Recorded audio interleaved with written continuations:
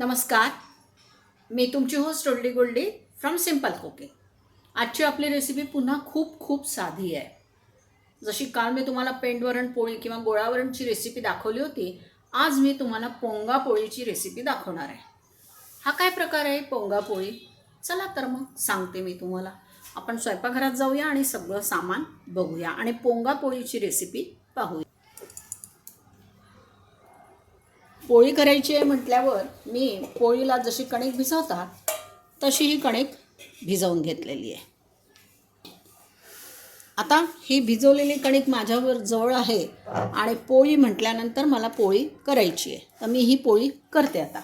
आता काय आहे, पोंगा पोळीचं रहस्य हे आहे की ही पोंगा पोळी आपल्याला तिखटही करता येते आणि गोडही करता येते. खोबरं, गूळ, शेंगदाणा चटणी, तिळाची चटणी आणि लोणच्याचा खार, हे 5 पदार्थ मी घेतलेले आहे.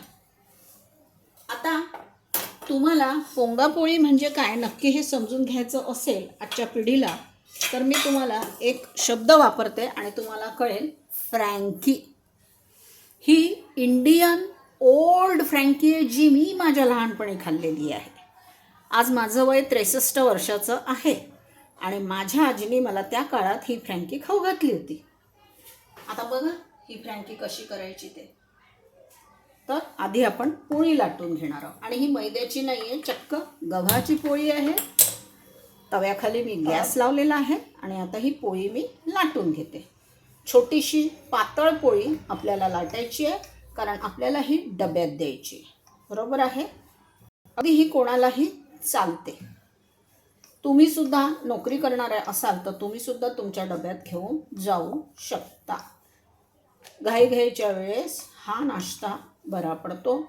मुलांच्या टिफिनमध्येही तुम्हाला हा नाश्ता अगदी आरामात देता येतो.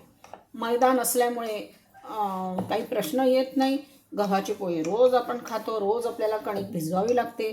किंवा तुमच्याकडे जर पोळ्या करायला बाई येत असेल तर तिला ही फ्रँकी शिकवून द्या, तिला हा पोंगा पोळी शिकवून द्या. आता मला कोणाच्याही रेसिपीवर आक्षेप नाही. सगळीकडे रेसिपी सारख्या असतात, नावं वेगवेगळी असते. ग्लोबलायझेशनमुळे आता हल्ली काय होतं आहे की इकडचे पदार्थ तिकडे, तिकडचे पदार्थ इकडे, मोठे मोठे हॉटेल्स उघडलेले आहेत आणि गिऱ्हाईकांना आकर्षित करण्यासाठी वेगवेगळ्या त्या नावं असतात त्यांची, ती घेऊन पाट्या लावल्या जातात आणि आपण ते काय नवीन पदार्थ म्हणून उत्सुकतेने खायला जातो. माझा आक्षेप इथे आहे की आपण का विसरतो, आपण आपलं कल्चर का विसरतो. आता ही पोळी मी लाटली, याच्यामध्ये मेथीमध्ये मीठ आणि तेल टाकलं आहे. आता ही जी मेथी आहे ही आपण या पोळीवर पसरवून घेणार आहोत, तेल मीठ टाकून. का बरं मेथी घालून ही पोळी केली? पोरांच्या पोटात कच्च्या भाज्या जात नाही. तुम्ही मेथीचं घोळाणं केलं, मुलं मुळीच खाणार नाहीत, ते पाण्यात टाकून उठतील. आपण बळजबरीने मुलांना ते खाऊ घालू शकत नाही. आता ही पोळी मी अशी केलेली आहे, ही आता आपण फोल्ड करून घेऊ. फोल्ड झाली, चांगली दाबून घेतली. आता काय करायचं, असं असं असं हे दाबत आणायचं. हे इकडून पण दाबत आणायचं स्पंजसारखं. हे बघा, हे असं मी दाबलं आहे. हा माझा गोळा तयार झाला मेथीच्या पोळीचा. बस आता ही आपल्याला लाटून घ्यायची परत. फक्त तिखट मिठाची जी आपण तिखट मिठाचा जो पोंगा करतो त्यात हे करायचं. आम्हाला वेगवेगळ्या भाज्या खाऊ घालण्यासाठी हे अशा प्रकारचं फूड तयार केलं जायचं. चला आता शनिवार आहे, चला प्रत्येकाला पोंगा पोळी, कोणाच्या घरातून मसाला भाकरी, तीसुद्धा मी दाखवणार आहे. तर ते हे फूड खायला खूप छान लागतं. आता तुम्ही म्हणाल हे तुम्ही साधा पराठा केला. आपल्याला मुळीच या मेथीमध्ये तिखट, मीठ, धणे पावडर, जिरे पावडर काही घालायचं नाही. आपल्याला पोंगा पोळी कशाची करायची आहे ते मी तुम्हाला सांगते. ही पोंगा पोळी आपल्याला चटण्यांची करायची आहे. मी तुम्हाला आत्ताच दाखवलं. आता आपण हे भाजून घेऊया ही पोळी आधी व्यवस्थित. दोन्ही बाजूनी आपल्याला ही पोळी चांगली भाजून घ्यायची आहे. त्यासाठी शेंगदाण्याची चटणी आणि तिळाची चटणी मी घेतली आहे. लसूण आवडत असेल, मेथीबरोबर लसणाचं कॉम्बिनेशन छान असतं. शेंगदाण्याच्या चटणीत लसूण असतो म्हणून मी ते लसणाची चटणी घेतली नाही.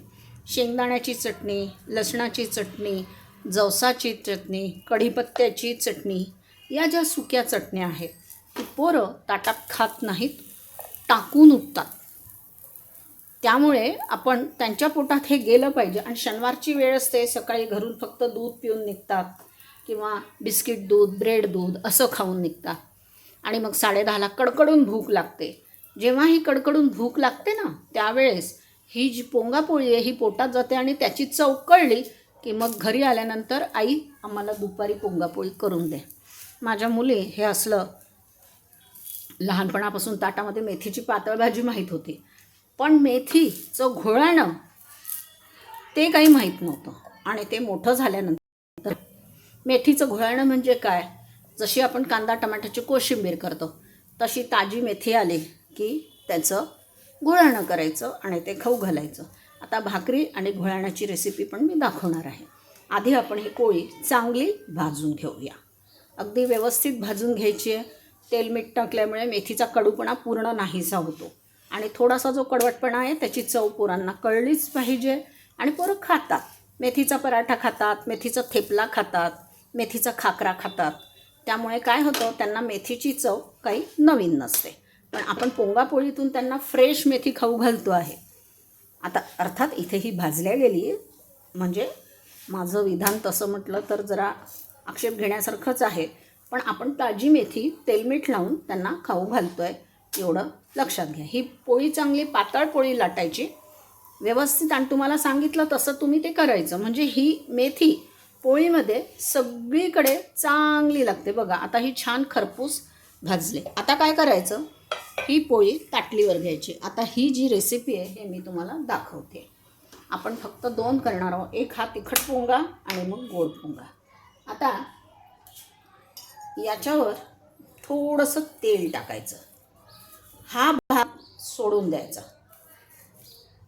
एवढा पट्टा सोडून द्यायचा, कारण आपल्याला फोल्ड करायचं आहे तिला, म्हणून तेवढ्या भागात तेल नाही लावायचं, फक्त इथून इतकं लावायचं तेल लावलं.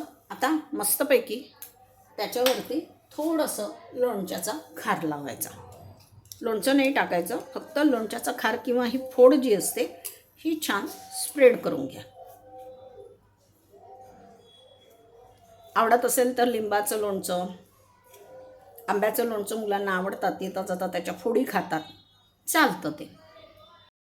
तर हे लोणचं असं याच्यामध्ये स्प्रेड करायचं.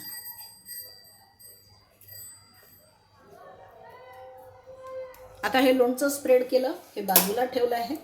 आणि आता ही तिळाची चटणी मी यावर टाकते. फ्रँकीला खूप सारे पैसे देऊन तुम्ही फ्रँकी बाहेर खाता ना, मग आता ही इंडियन ओल्ड फ्रँकी आहे, म्हणजे इंडियन पोंगा पोळी. मस्त चटण्या पोरांच्या पोटात जातात. पोरांना कळत नाही हे काय आहे, आईने काहीतरी दिलं आहे तर त्यांना सांगायचं फ्रँकी मसाला घातला आहे. अजिबात सांगायचं नाही की चटण्या घातल्या. तुम्ही चटणी म्हटलं की अजिबात हे खाल्ल्या जाणार नाही.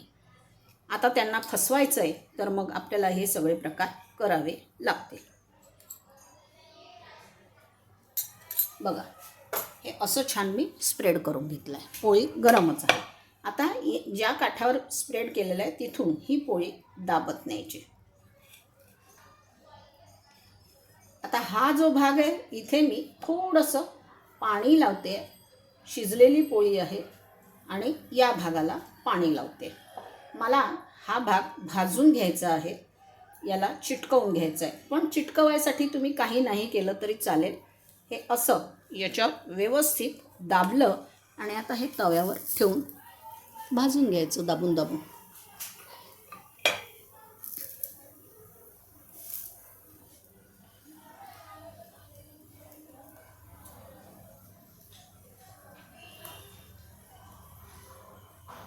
चटणी थोडी जास्त झालेली दिसते, माझ्या हातून बाहेर निघते, काही हरकत नाही. पण ती एकदा शेकल्या गेली ना की मग ती खूप आतमध्ये व्यवस्थित राहते.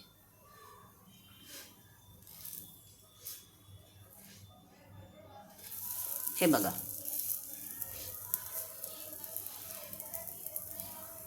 कमी घाला चटणी, माझी जास्त झाली आहे आज, काही हरकत नाही आहे. पण आता ही अशी छान बाहेरून अशी क्रिस्पी होईस्तोवर फक्त आपल्याला भाजायची, याच्यावर तेल बिल काहीही टाकायचं नाही. इकडनं भाजल्या गेली आहे का पाहू. थोडंसं अजून इकडे आपण कडक करूया खाली.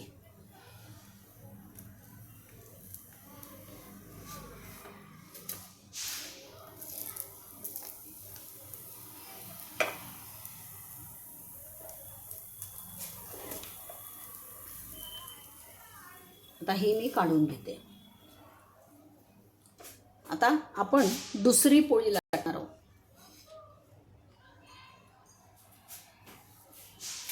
दुसरी पोळी पण आपण पाहूया. या पोळीला मात्र काहीही तसं करायचं नाही आहे जसं मी केलं होतं आत्ता मेथीच्या पोळीला, कारण की मला मेथी त्यात भरायची होती. म्हणून ती मेथी कशी भरता आली असती, जर आपण कचोरीसारखी ती मेथी भरली असती तर ती मध्येच राहिली असते आणि ती मेथी स्प्रेड झाली नसती. आणि हा प्रकार माझ्या आजीने केला होता, तो माझ्या लक्षात होता म्हणून मी तसं केलं. ते असं तिचे खूप प्रकार असायचे. अर्थात त्या काळात खूप काही एक्सपोजर नव्हतं बायकांना. आणि माझ्या वेळेस तर मी अगदी लहान असताना चुलीवर स्वयंपाक होते. हळूहळू ते प्रभातचे स्टोव आले. त्याच्यानंतर मग स्टोवच्या कंपन्या आल्या. आणि मग ज्यावेळेस मी चौथीमध्ये गेले त्यावेळेस गॅस आला. त्याच्यानंतर गॅस आत्तापर्यंत चालू आहे. आता ते इलेक्ट्रिकचे हे आलेले आहेत, स्टोव, इलेक्ट्रिक शेगड्या आलेल्या आहेत, ओव्हन्स आहेत. मी आता सगळंच वापरते, त्यामुळे आता काही म्हणजे हे नाही. त्याच्यानंतर काय म्हणतात त्या बाटी भाजायला. आता ही पोळी मी याच्यावर टाकते. आता ही पोळी आपण चांगली भाजून घेऊया. याही पोळीला काहीही लावायचं नाही, तेल नाही, तूप नाही. कणिक ज्या वेळेस भिजवली त्यात कणकीत थोडंसं मीठ आणि तेल टाकलं होतं याच्यासाठी, मोहनसाठी. मौसूद पोळ्यांची कणिक जशी भिजवतो तशी मी ही कणिक भिजवून घेतलेली आहे आता. आणि कच्चं बिच्चं काही नाही, व्यवस्थित चांगली भाजून घ्यायची. अगदी पातळ पोळी असते, लवकर भाजल्या जाते.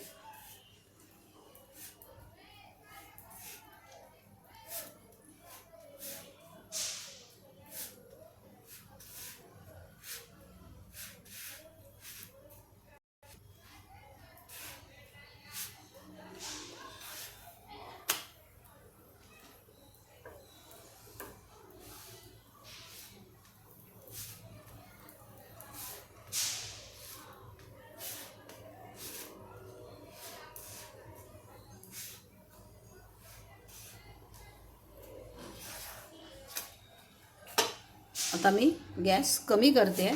ही पोळी आता आपण ताटलीवर घेणार आहोत. आता बघा, ही पोळी घेतली, या पोळीवर मी टाकलं तूप, कारण ही आता आपण गोड परत हा इकडला पोर्शन हा पोर्शन आपण सोडून दिलेला आहे. का सोडला आहे ते आता तुम्हाला कळलं आहे चांगलंच. माझ्याकडे गूळ पावडर आहे. आता गुळतूप पोळी तुम्ही लहानपणी खाल्ली आहे की नाही मला नाही माहिती. माझ्या लहानपणी मी गुळतूप पोळी खाल्ली. माझ्या मुली आता 35च्या पुढे आहेत दोघी, तर दोघींना मी गुळतूप पोळीचा लाडू खाऊ घातलेला आहे. आणि मोठ्या मुलीला तर लहान असताना तिच्या आजीच्या हातचा गुळतूप पोळीचा लाडू खूप आवडायचा. त्यामुळे गुळतूप पोळी मी खाल्लेली आहे. आणि ही गोड फ्रँकी पण मी मुलींना खाऊ घातली. आता याच्यावर आपण टाकणार आहोत थोडासा ओला नारळ. खसखस जर भाजली असेल तर खसखस पण भाजून टाका. मी खसखस भाजली नाही, आज कंटाळा केला. 2च तुम्हाला फ्रँकी दाखवायच्या होत्या. जास्त करायचं असलं 5-6 करायच्या असल्या की मग खसखस वगैरे भाजून घेते. पण मी काय आज भाजली नाही आहे खसखस भाजून याच्यात फार छान लागते. आणि काहीतरी काय होतं, सुक्या मेव्यातला एखादा पदार्थ त्यांच्या पोटात जातो. आता परत हे असं बस. आता ही अशी दाबून घेतली. इथे पाणी लावलं. पाणी का लावलं, ज्यावेळेस आपण हे भाजतो ना तर पाण्याची वाफ आणि ही कणकीचा हा लेअर एकमेकाला छान चिटकून जातो. आता याला मी असं तव्यावर ठेवते. आता बघा ही भाजूया आपण. फ्रँकी नाही, पोंगा पोळीच म्हणायचं. आपण आपल्या संस्कृतीची नावं, संस्कृतीचे पदार्थ का विसरतो? कारण त्याचं हे आहे की मी ह्या घरी जुने पदार्थ करून पोरींना खाऊ घालत असे. माझ्या पोरींना माहिती आहे. सगळेच जण तसं करतात असं काही नाही आहे. आणि आजकाल वेळ नसतो. मग काय आहे? झोमॅटो आहे, स्विगी आहे. आणि मुलांना तर सगळ्या त्या टेस्ट लहानपणापासून त्याच टेस्ट माहिती आहे. झोमॅटोची टेस्ट माहिती आहे त्यांना, स्विगीची टेस्ट माहिती आहे. मग आता काय करायचं? मग तेच. पण हे पारंपरिक पदार्थ पोंगापोळी आपल्याकडे खाल्ली जात होती. आणि मी पोंगापोळी, आमच्याकडे पोंगापोळी म्हणतात, आम्ही पोंगापोळीच म्हणायचो. आता ही पोंगापोळी मी अशीच करून देत असे डब्यात. थंड झाले की ही व्यवस्थित राहते. आपली पोंगापोळी तयार झालेली आहे. खालून बघा, खालून पण मस्तपैकी क्रिस्पी झाली. आता मी ही काढते, गॅस मी बंद करते. आणि आता आपण काय करूया, मस्तपैकी आपली डिश सजवूया.